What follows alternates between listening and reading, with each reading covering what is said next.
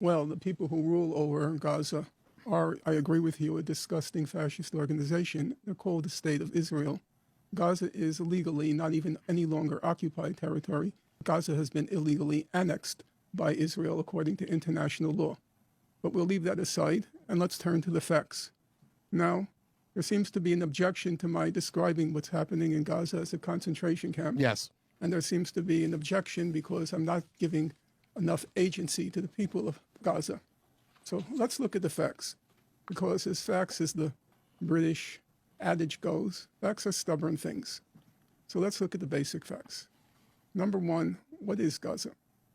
Gaza is 25 miles long, less than the length of a marathon, and Gaza is 5 miles wide. That is the distance from where we are now on West 4th Street, NYU, to Columbia University, 116th Street.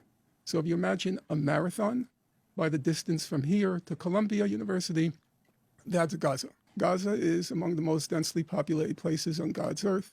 It's more populated than Tokyo. The population of Gaza is 2.3 million people. Of those 2.3 million people, 70% are refugees or descendants of refugees. That is Palestinians who were expelled from Israel in 1948.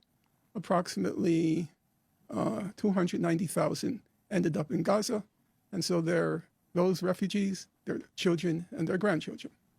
Gaza, a fact that should be of interest and concern to your listeners, Gaza is over half children. In the past 3 weeks, Israel has killed about 3,500 children in Gaza.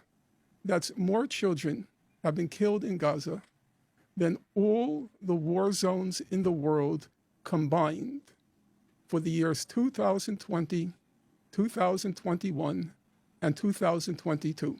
So now let's get to the question of agency. Nothing can go into Gaza and nothing can leave Gaza without Israel's permission. No one can go into Gaza and no one can leave Gaza without Israel's permission. Israel controls the water, the surrounding water. Israel controls the airspace. 50% of the population is unemployed. 60% of the young people are unemployed.